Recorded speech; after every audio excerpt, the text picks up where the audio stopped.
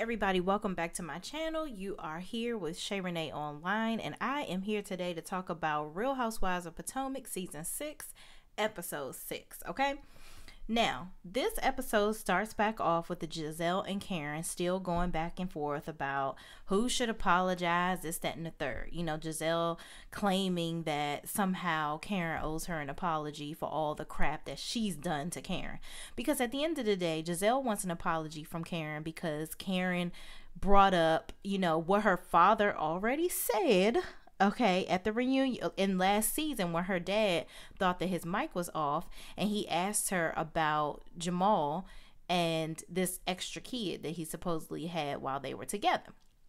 So apparently Giselle is blaming Karen for that some kind of way. I hope you had a conversation with your daddy, Miss Giselle, because he's the one that brought it up, not Karen. So it was free game. It happened on the show. Karen had an inquiry. She asked about it. You look like Grimace in the face and didn't have nothing to say. So I don't understand why you need an apology from her. Maybe you should ask your daddy for an apology. I'm just saying. So anyway, Giselle proceeds to say she didn't wish death upon Ray. She just wants him to pay his bills. Well, bitch, we want Jamal to pay his bills. Okay. And you happen to be the biggest one, I'm sure, because I know you be at that child support office faithfully waiting for those checks, okay? Allegedly. So please don't come for nobody else unless they send for you and your bills, okay? So you stop it. All right. So then they have flashbacks of all the things that Giselle has done to attack Karen, from her tacky ass t-shirt, from, you know, her just bringing up any and every little thing about the woman that she brought up, asking about Karen's husband having a crush on her and all this, that, and the third. You have been a terrible friend throughout this entire process. And you've been getting read like an encyclopedia from Karen every single time. So you would want to find another target. I think you're desperate because Monique is gone. But even if she was here, I'm pretty sure she would have read your ass for filth too. So you just need to be quiet and find another angle. Because this whole being the bully and big sister almighty, you're not at Hampton's campus anymore, ma'am. You're not. And even if you were there, and I was a student there when you were there, if I was, you would not be nobody I'd be following. I'm just saying. I don't understand these weak women like your sidekick Robin, because you definitely are the Batman to that Robin, that I don't know why they following you, because you're a clown. I'm just saying. But anyway. So Candace says that they both have done things to each other, which I disagree. I disagree. Karen has not done anything to Giselle, in my opinion. I feel like Giselle has needed a storyline. She's needed some type of way to stay on this show. So she's attacked Karen the most because she knows Karen the longest. So she just hasn't been successful. Like Karen said a long time ago, a lot of people come for her, but they ain't never find her. Okay? But anyway, Giselle says she's upset that Karen asked her about the comment her father made on the show when he asked if Jamal had a baby by someone else. Mia says that she feels like she's in the middle and they should try to end things so everyone can get along. Candace says they should take the time to talk when they are away from the group, which is not going to happen. Okay? I'm not about to, if I was Karen, I wouldn't spend my time away from nobody talking to her. I wouldn't talk to her in front of everybody. I would just simply do what she did, ignore her, and treat her like dust. And that's all that you get from me. Dust. Because you're trash. Anyway. Moving on. Escala, Karen, and Wendy go to the cottage, okay? Which I didn't like that Giselle kept calling it the servants' quarters, because that was just really triggering me with that, you know, house nigga feeling. I feel like, you know, she felt like she was light-skinned, and so she got to be in the house, and, you know, they had to go and be in the slave quarters. That was real triggering. I need you to use another word. And how about don't say nothing, okay? Enjoy your little room that looks better than, you know, your piece of a house that you got, or that little piece of house that you added onto your house and calling it sweet, whatever. Yeah, enjoy your little room that you got there, because that's about the best decoration you gonna see in a while. Okay. But anyway, Robin says she feels bad because Escala is going to the other house, and that's her friend, but she isn't trying to go to the lesser house. First of all, you're trifling. You brought her on this show, but you so far up Giselle's butthole that you can't even do what you need to do right by your friend. You're trash too, okay? So I'm going to need you to stop giving Giselle her gynecology exams all the way up her pussy crack and go and find your friend, okay? I'm just saying.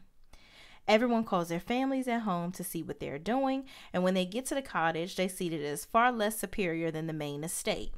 Karen and Ascala help Wendy take her luggage up the stairs because she cannot lift anything. So, first of all, Karen says, the poor daggone girl. First of all, Tascala, I don't know what your real name is. I'm trying to get to know you. I keep forgetting that you're here. Yeah. And that's really all I have to say about you because I barely remember you. So, I guess you helped take the bag upstairs. That was your role for the day. But moving right along. Ashley and Michael are taking family photos and sit down to talk. She tells him about the trip to Woodbridge and says she's going to go down for a day, which it seemed like she was kind of asking him permission if she can go down with the way she kind of formed the words. But I guess when you marry, I guess you do have to ask permission a little bit, but it's kind of giving me, daddy vibes. Like, hey, daddy, can I go on this trip with my friends, please? And I don't know, but whatever. I guess he gave her the permission, child. So, Michael says he'll be okay with the boys. He'll take Dylan to work, and the 5 women in the office will be happy to help him. They discuss Giselle dating again, and Ashley asks, if Michael knows anyone. Now, you know good and goddamn well, Michael, if he did know somebody, number 1, Giselle probably wouldn't want to date them, and number 2, he ain't gonna help hook her up with no damn body. Come on now. Anyway, he suggests Juan. Maybe he's available because obviously he isn't going to marry Robin, which was very shady. Thank you, Michael. You came and it gave what it needed to give. Michael always gives what needed to be given, okay? And that's all I'm going to say. So Karen and Ascala talk about their husbands and why Karen is so protective over anyone saying anything about Ray. And Wendy comes down showing off happy in Ness, okay? Wendy's like, listen, I paid a good coin for these titties and this stomach and this ass. Y'all gonna see all of this, okay, all the time, okay? So y'all gotta leave that good Wendy alone because if I paid all that money to get my body done, you gonna see this shit too, okay? So Giselle and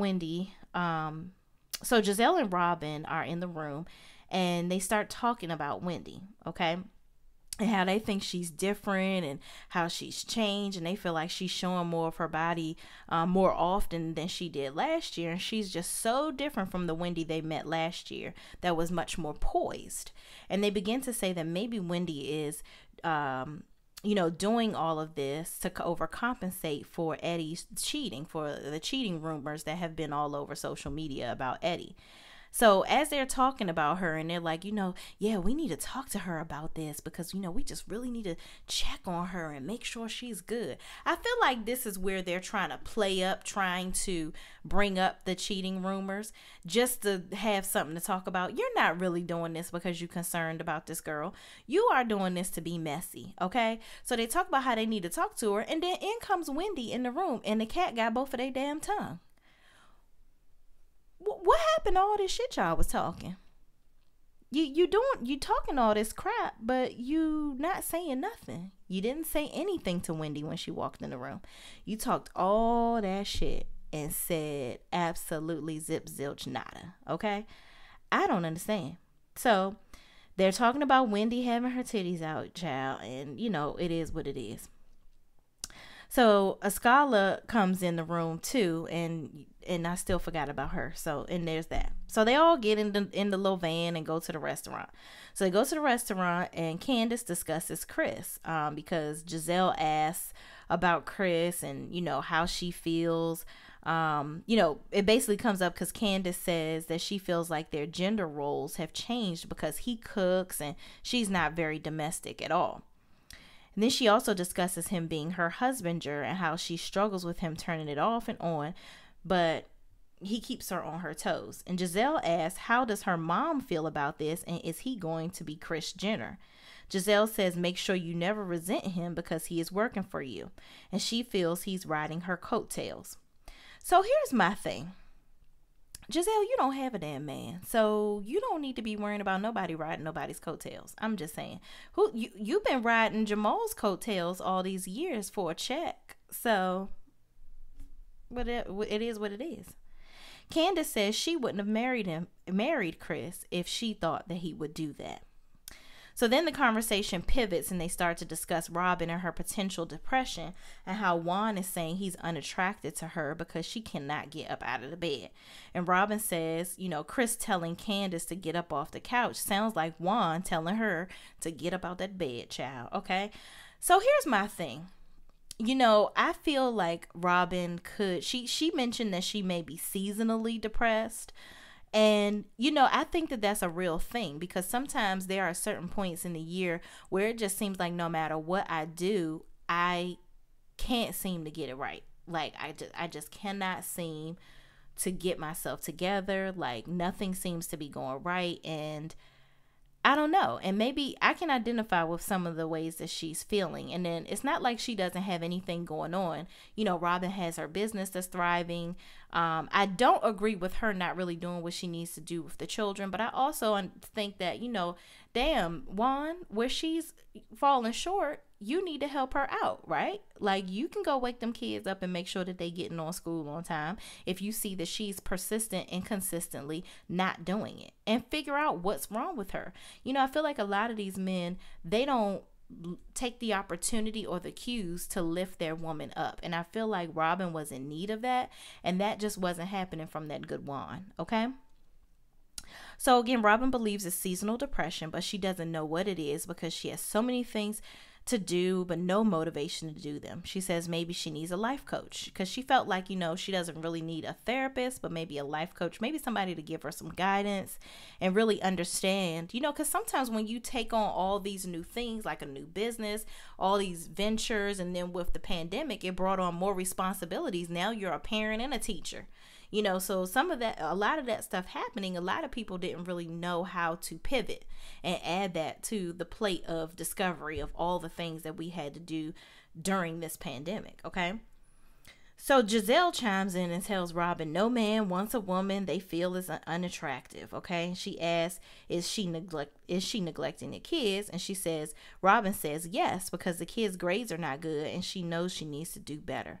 And Robin maintains that she's possibly seasonally depressed, but this always happens at the same time each year. So at this point, with Robin being up Giselle's butthole as much as she does, you would think that Giselle would provide her good friend a little more encouragement, okay?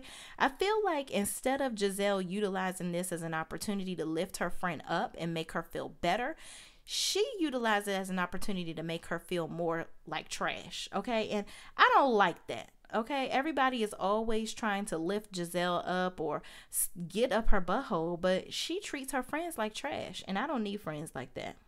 I'm just saying. So then they use this as an opportunity because Wendy says, yeah, I understand, Robin. I feel you. All they were waiting for her to do was say one little word so they can try to attack her now. So Giselle and Robin claim that Wendy's clothing is giving her lack. So they start chiming in on Wendy. And Giselle and Robin begin to say that Wendy's clothing is giving her a lack of substance because of the way she's dressing now compared to last year. Wendy says she shouldn't be put in a box because of her body, and she is still accredited no matter what she wears. And Karen says she wouldn't allow anyone to put her down and make her feel bad.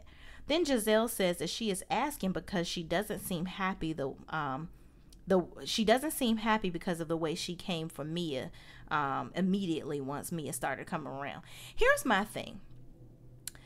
The woman just had a baby last year, okay? Your body is still healing. She apparently started filming 2 months post having the baby. So of course I'm not going to be showing my boobs off. I got a baby suckling at the teat, okay? I'm not showing my body off because I'm not ready to. I probably still have a mommy pouch, all that good stuff. Leave that girl alone. Here's my thing, Giselle. You just too broke from that suite that you thought was a real space in your house. You used all your money on that, and you probably bothered because you didn't have enough. You tried to get your neck fixed. You think we don't know that. You tried to get that smoothed out. It still don't look good, and you didn't have enough money to get anything else done. So you hating on Wendy because she used her good check from Bravo Bravo to get a new body. Well, bitch, go do some squats, some crunches, and some cardio, and maybe you'll look like that too. I'm just saying. So don't come for that good Wendy, because no matter what she looks like on the outside, her clothing, her titties, child, all the TNA in the world, she is still accredited and she is still educated, okay? And still on the show and paid, okay? So mind your business. That's what you just need to do. You just need to mind your business and just find another angle. Find a life. Find a story. That's all I'm saying. So, after they done came for her, and Mia was like, well, I agree. I love you, Mia, but this was not the right thing. She gonna say, well, you won't never catch Michelle Obama wearing. First of all, Michelle Obama does dress sexy sometimes, okay? She is not a nun in any sense of the word. But I get what she was trying to say. But, as much as I respect Wendy, she is not Michelle Obama. And Eddie is not Barack Obama, okay?